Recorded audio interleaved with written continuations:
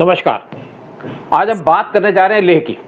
लेह में जो वहाँ पे आगजनी हुई, जो वायलेंस हुई लेह के अंदर, क्योंकि एक बड़ी पीसफुल जगह थी, वहाँ पे वायलेंस हुई, एक बड़े कंसर्न की बात है।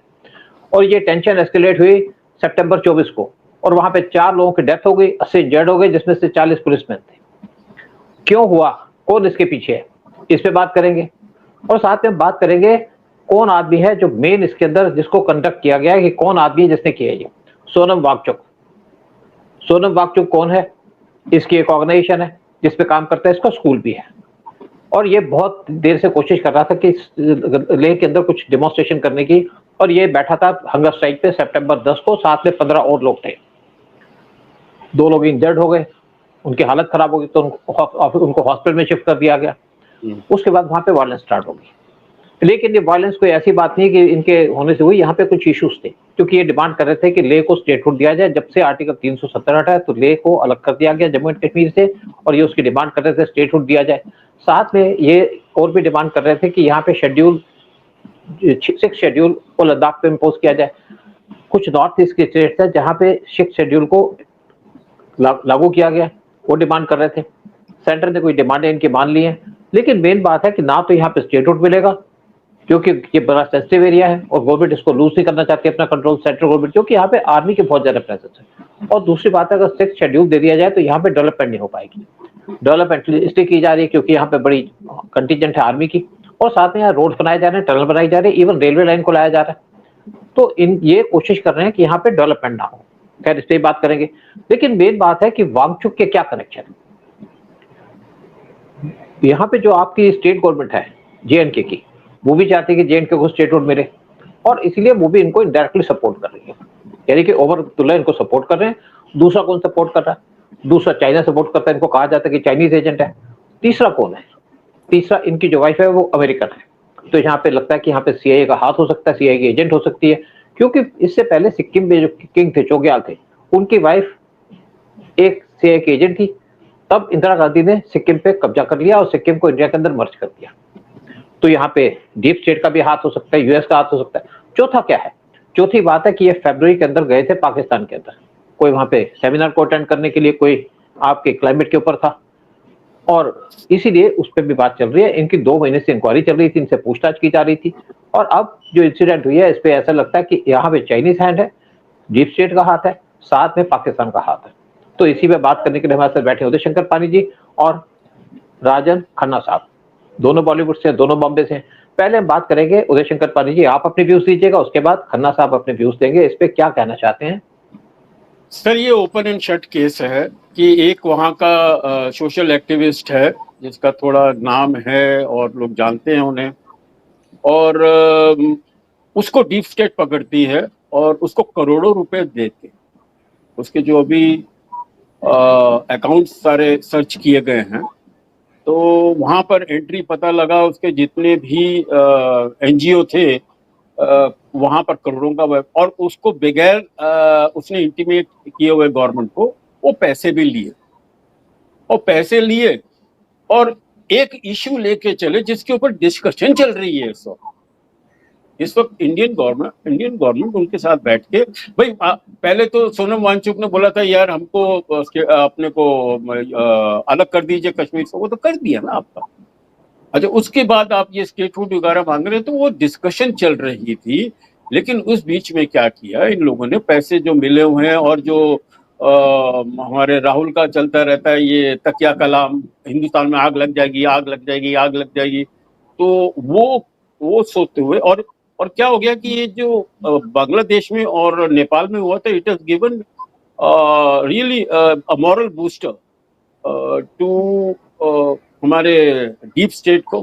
तो एनीवे डीप स्टेट ने यहाँ पर दिया, और यहाँ से जो कश्मीर से जो नॉन हिंदू लोग मास्क पहन के काठमांडू गए थे, वही आ गए यहाँ पर लद्दाख में। और आपको मैं बताऊं, लद्दाख में बुद्धिस्ट भी हैं, but there is a very big population of jihadis out there, Muslims. तो उन्होंने मिलकर फिर कोऑर्डिनेट किया। अच्छा, आप करिए, चलिए, आपका झगड़ा हो गया, ये हो गया, लेकिन बात बात में आप बांग्लादेश और नेपाल के साथ इसको जोड़ रहे हैं। जो डीप स्टेट का एक एजेंडा है। और आप बीजेपी ऑफिस को जला के क्या प्रूव कर रहे हैं? ऑब्वियसली इट इज वहां की वजह से it is political, it is definitely. और वहां का जो कांग्रेस का जो लेजिस्लेटिव वो पकड़ा गया, उसने सारा इंस्टिगेट किया जाके वहां पर। वो पब्लिक उसके रिकॉर्डेड स्टेटमेंट्स है कि भैया ये डरो मत, और पुलिस के डरो मत, पुलिस आए तो उसके भी हाथ पैर तोड़ दो, और चलो बीजेपी के ऑफिस वहां पर आग लगाओ। So all this evidences are there. अब ये उनकी गलती कर दी कि अभी बहुत जल्दी पता लग गया इंडियन गवर्नमेंट को कि हमारे दुश्मन कौन है। Sir, Indian government is very powerful, और इनको अंडर एस्टिमेट किसी को मत करिए, ना मोदी जी को, ना शाह साहब को, हमारे होम मिनिस्टर को। Now they will take definite, now उनका एलजी है वहां पर, so they going to take strict action. And मुझे कुछ, आई वोंट बी सरप्राइज कि all the culprits will be caught. और उन्होंने जितनी आगजनी में नुकसान किया है, बिल्डिंगें जलाई है, ये पैसा सारा उनसे रिकवर करेंगे। Anyway Rajan ji, I am sure you also agree with me जो मैं आपको ये सुना रहा हूँ। तो आप बताइए सर, आपका पॉइंट ऑफ व्यू क्या है? देखिए जी, इसमें तो कोई दो राय है नहीं है कि ये जितने भी सो कॉल्ड एक्टिविस्ट हैं, they are created and nurtured by the deep state. मैं इनको इंटेलेक्चुअल स्लीपर सेल कहता हूँ। स्लीपर सेल एक तो होते हैं जैसे वो टेररिस्ट के होते हैं ना, कि उनको नर्चर किया जाता है, उनको छुपा के रखा जाता है, और बराबर जब उनकी स्क्रिप्ट के अनुसार उनका रोल आता है तो उनको जो है वो सीन में एंटर करवाया जाता है। इसी प्रकार से ये भी स्लीपर सेल है।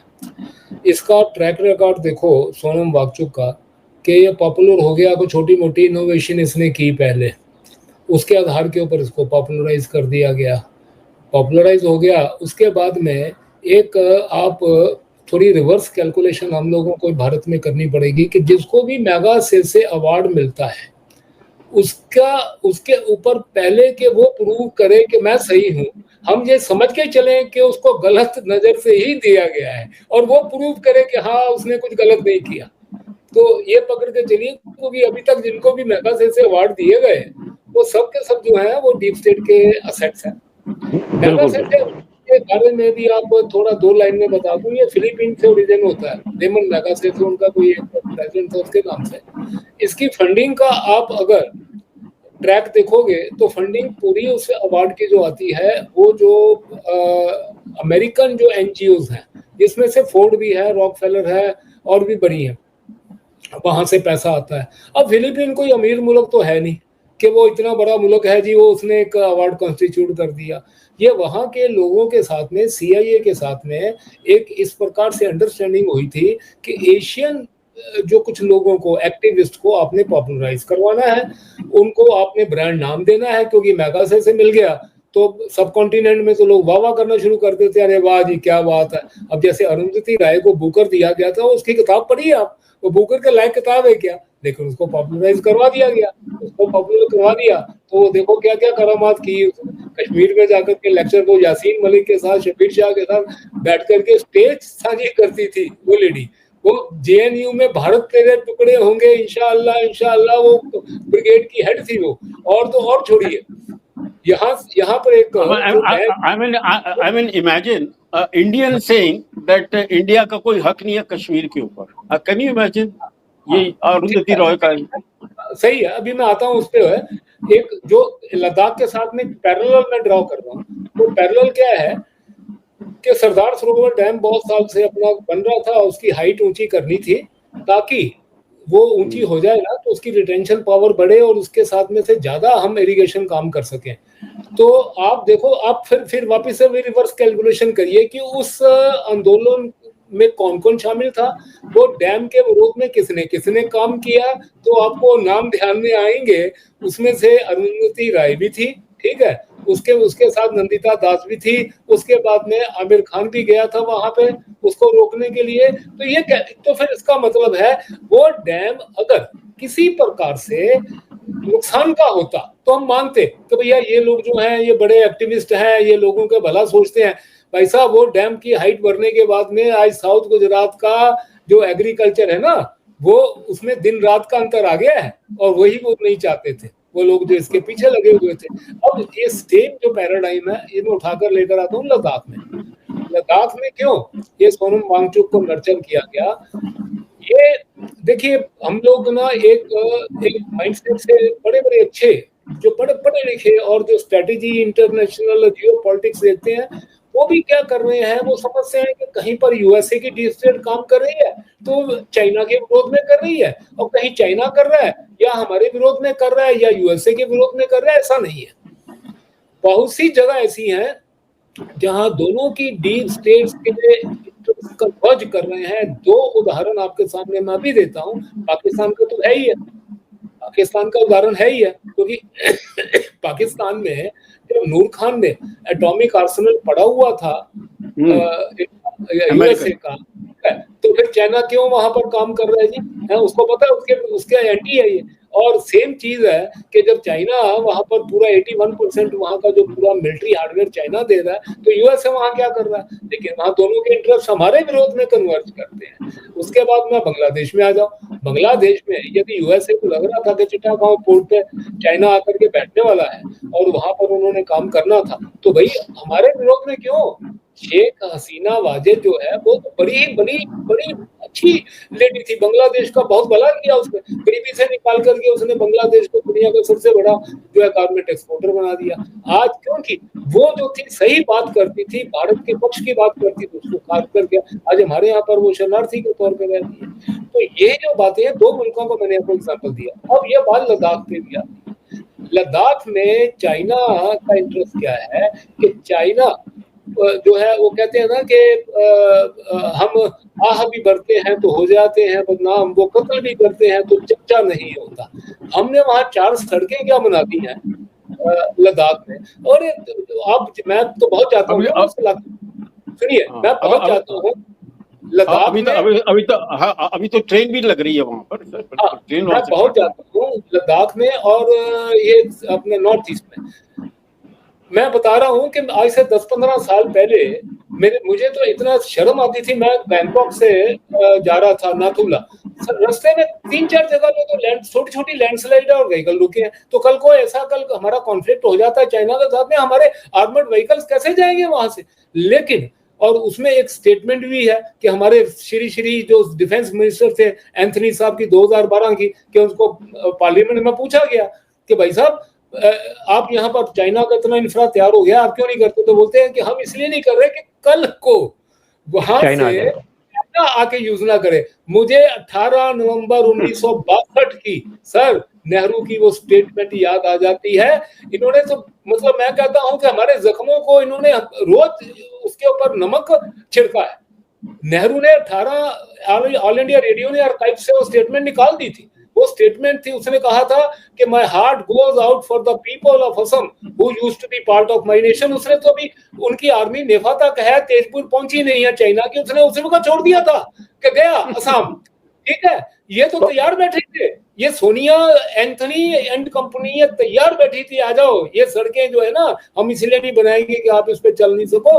लेकिन 2014 के बाद देखिए दो ही बातें होती हैं आपकी।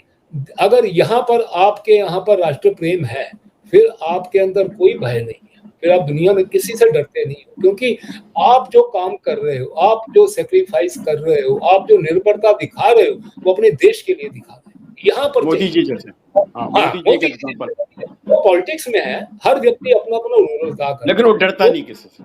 वो पॉलिटिक्स में है, वो वहां कर रहे हैं। हमारे सैनिक जो है वो बैठे हैं सीमा पे, वो कर रहे हैं। हम लोग मीडिया वॉरियर हैं। हम लोग कौन है? Media warrior. हम लोगों में जागृति उत्पन्न कर रहे हैं, हमारी वीडियोस देखते हैं, लोगों को जानकारी मिलती है और उनको उनके मन में यह भावना आती है कि हाँ जी हमारे देश के लिए अच्छा क्या है, हमारे देश के लिए बुरा क्या है, हमारे दोस्त कौन है, हमारे दुश्मन कौन है।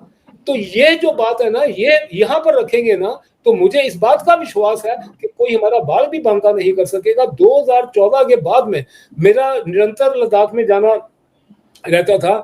मैं आपको बता नहीं सकता, एक इतना बढ़िया काम हो रहा है कि जो कश्मीर वैली है ना, थोड़ी सी मैं आपको ज्योग्राफी बता देता हूँ लद्दाख की। कश्मीर वैली से हम जब श्रीनगर से निकलते हैं तो गांदरबल डिस्ट्रिक्ट के बाद में सोनमर्ग करके जगह थी, बहुत बड़ी टूरिस्ट अट्रैक्शन है। वहां से वो वैली हमारी कनेक्ट होती है लद्दाख वैली के साथ में। तो जोजिला पास है, जोजिला पास के तुरंत बाद द्रास, आपने नाम सुने होंगे कि 1999 में जब कारगिल, ये 3 सेक्टर जो है ना कारगिल के, इधर से द्रास और आगे से बटालिक, है ना, तो ये बहुत ज्यादा उस वक्त एक्टिव थे। ये पूरी बाउंड्री हमारे पाकिस्तान के साथ लगती है। तो जोजिला पास जो है वो जोजिला है, साल में करीबन 5-6 महीने वहां बर्फबारी होने की वजह से बंद रहता है। हमारी यहाँ से सप्लाईज जो जानी है, क्योंकि आर्मी, देखिए जो लोग कॉन्फ्लिक्ट्स को समझते हैं उनको मालूम है कि जब तक आपके पास में सप्लाई लाइन ना हो, जैसे 1962 में हमने सबसे बड़ी जो मार खाई थी ना, वो सप्लाई लाइन की खाई थी। हमारे ट्रूप्स वहां लड़ रहे हैं, पीछे से उनके पास बुलेट्स नहीं जा रही, उनके पास में आर्टिलरी सप्लाई नहीं हो रही, उनके पास में राशन सप्लाई नहीं हो रहा। तो कंटिन्यूस जो सप्लाई लाइन होती है ना, अनइंटरप्टेड, वो वॉर का सबसे बड़ा जो है इम्पेरेटिव होती है। तो सप्लाई लाइन अगर मान लो कल को सर्दी के टाइम पे चाइना हमारे साथ में वहां पर गलवान में या ऊपर दौलत बेग ओल्डी त्रिशूल के पास में अगर कहीं पर हमारे साथ उसका कॉन्फ्लिक्ट होता है, तो मुझे बताइए हमारी सप्लाई तो सारी यहीं से जानी है, जोजिला से होकर के, ठीक है। ऐसे में हमने बहुत बड़ा एक कदम उठाया हमारे सरकार ने कि भी एक जोजिला में टनल बना दी जाए, ठीक है, ताकि टनल बनेगी, तो आज बन रही है, शायद 1-2 साल में वो कमीशन हो जाएगी। इसी प्रकार से जो हमने हिमाचल से कनेक्ट किया हुआ है पहले से लद्दाख को, जो आगे से कुल्लू के आगे से मनाली के आगे से जो रास्ता आता है वो कनेक्ट किया है। अभी एक जंस्कार करके जगह है कारगिल डिवीजन में, जिसको हमने हिमाचल के साथ में रोड बनाई है, ठीक है। इसके बाद में दौलत बेग ओल्डी तक जो हमारे रास्ते बन गए। इसी तरह से पहले क्या था कि 2 मेजर लद्दाख में जो है ना वो पासिस है, खारदुंगला है, चांगला है। खारदुंगला जो है नुब्रा के बाद में जो हमारा पाकिस्तान को तुर करके आखिर का गांव है वहां तक जाता है, और चांगला जो इधर जाना है हमने पेंगोंग लेक तक।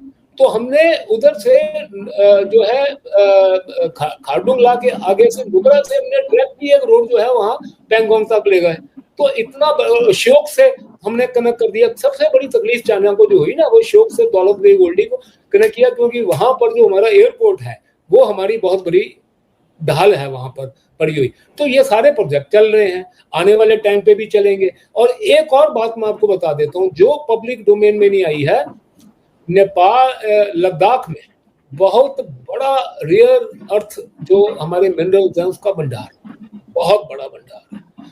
उसको दोनों को चीजों को देखते हुए कि हम यहाँ पे ना तो इंफ्रा तैयार कर पाए, ना हम यहाँ पर मिनरल जो है वो डिगिंग कर पाए, उसको देख करके डीप स्टेट ने अपनी असेट को, बड़ी मजबूत असेट है ये, सोनम वांगचुक को छोटा मोटा नहीं है ये, शर्जील इमाम वगैरह जैसा नहीं है ये बंदा, जो है बहुत बड़ा इंटेलेक्चुअल है, इसने रोड मैप बना रखा है।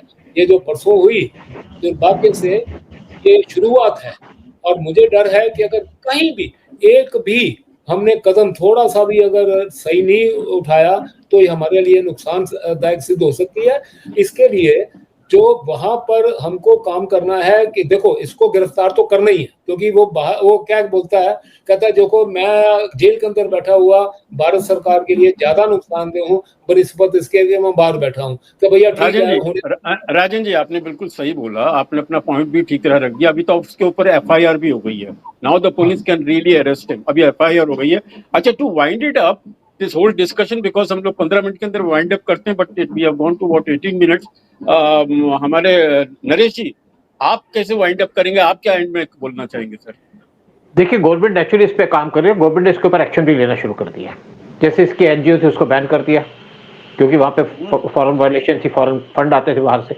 और जैसे मैंने कहा इसके लिंक है पाकिस्तान के साथ, ISI के साथ, पाकिस्तान गया तो उस पर इन्वेस्टिगेशन चल रही है, CBI इस केस को डील कर रही है। फिर इनकी वाइफ जो है स्कूल चलाती है, वो भी अमेरिकन है, ये भी बड़ी इंपॉर्टेंट बात है। और साथ में इसके चाइनीज कनेक्शन है, बहुत सबसे पहले पता था। फिर गवर्नमेंट ने इसके ऊपर एक्शन लेने के लिए कुछ काम किए ताकि लोगों को सूद किया जाए। शेड्यूल ट्राइब की जो रिजर्वेशन है उसको इंक्रीज कर दिया है 45% से 84%। 1800 लोगों के लिए जॉब क्रिएट किए और उनके रिक्रूटमेंट का काम भी शुरू कर दिया गया। लोकल काउंसिल के अंदर जो लेडीज हैं उनकी रिजर्वेशन को रख दिया है 33%। गवर्नमेंट काम कर रही है इसको, साथ में स्ट्रांग एक्शन भी ले रही है। लेकिन गवर्नमेंट ना तो इसकी डिमांड को मानेगी जो स्ट्रिक्ट शेड्यूल की है, ना गवर्नमेंट इसकी डिमांड को मानेगी कि यहाँ इसको स्टेटहुड दे दिया जाए। बहुत सी बातें करने वाली हैं, लेकिन टाइम की शॉर्टेज की वजह से इसको हम बंद करें। साथ में इनकी जो लोकल लैंग्वेज है उनको रिकॉग्नाइज भी कर लिया। यहीं पे खत्म करते हैं प्रोग्राम को। और एक लाइन बोलनी चाहूंगा साहब जी, एक लाइन कि सबसे बड़ा जो डंडा इस वक्त दुनिया में है डेवलपिंग नेशंस को मारने का, वो है एनवायरनमेंट प्रोटेक्शन। ठीक है, ये खुद तो उन्होंने 200 साल का वेस्ट वालों ने इंडस्ट्रियलाइजेशन कर दी, ग्रीन हाउस गैसेज जितनी वातावरण में छोड़नी थी छोड़ दी, इन कार्बन मोनोऑक्साइड से भर दिया इन्होंने वातावरण। हमारी तरक्की का टाइम आया तो हमको ये क्या एनवायरनमेंट प्रोटेक्शन की बात बता दी। बिल्कुल बिल्कुल।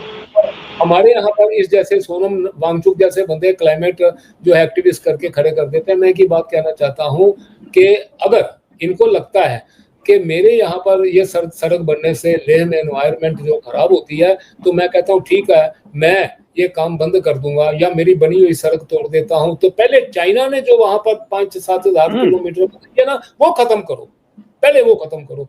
मेरे यहाँ फैक्ट्री लग रही है, उसके तुमको लगता है कि यहाँ कार्बन मोनोऑक्साइड जो है वो पैदा होती है, तो पहले वेस्ट वाले अपनी फैक्ट्रियां जो उनकी लगी थी वो सारी जो बंद करें, हमें कार्बन क्रेडिट दें। 200 साल तक आपने हमारे ऊपर सिक्का जो फोड़ा ना उसका हमको, और चाइना ने जो जो काम किया वो तो सुनता ही नहीं है आपकी। राजन जी, ये जो सारी ऐसी हरकतें हैं ना, ये बड़ी क्लीशे हरकतें हैं। यही हमारी मैडम सोनिया वो कर रही है जब हमारा निकोबार के अंदर पोर्ट बन रहा है, तो वहां के जी वो वहां के लोकल लोगों को काम नहीं मिलेगा, ये करेंगे वो करेंगे। But anyway, these games are very transparent। और डोंट वरी, अगर अमेरिका नहीं मानता, नहीं देखिए, अगर अमेरिका नहीं मानता ये नेचर की प्रोटेक्शन के बारे में, अगर चाइना नहीं मांगता, यार हम क्या, हमका दामाद ऐसे हैं कि भैया खाली हम ही चिंता करें इस बात की। भैया जहां प्रोग्रेस होती है वहां पर कॉम्प्रोमाइज थोड़े बहुत करने पड़ते हैं, वो इंडियन गवर्नमेंट करेगी और वो पूरा देखेगी कि उन लोकल लोगों के साथ उनको जस्टिस मिला जाए। हाँ नरेश जी बोलिए। चलो मैं एड में खत्म करूंगा, और खत्म करने से पहले आपसे रिक्वेस्ट करूंगा चैनल को सब्सक्राइब कीजिएगा, वीडियो को शेयर कीजिएगा। एड में कहूंगा कि यहाँ पे पाकिस्तान का भी हाथ दिख रहा है, यहाँ पे यूएस की डीप स्टेट का भी हाथ है, यहाँ पे चाइना का भी हाथ है। और ये जो एजेंट एक कंट्री का बनता है दूसरे के लिए भी काम करता है, क्योंकि उसका एजेंडा है देश की दुश्मनी, देश से दुश्मनी रखना, हिंदुओं से जेलसी रखना या हिंदुस्तान से। जय हिंद, जय भारत। सर जय हिंद, जय भारत। अच्छा है कि सर कम से कम हमारे दुश्मनों को पता तो लगा। Now we will handle this whole situation properly. जय हिंद सर, जय भारत एंड वंदे मातरम। मैं आपको